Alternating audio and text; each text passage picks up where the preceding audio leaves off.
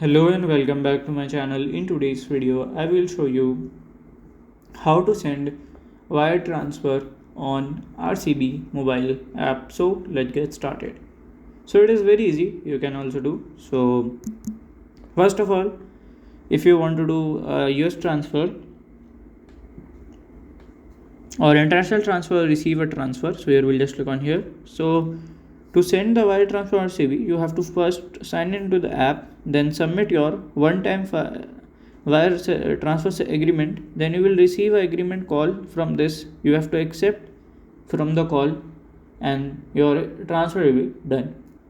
So this is how to send wire transfer on RCB mobile app. And if you have any questions, you can let me know in my comment section.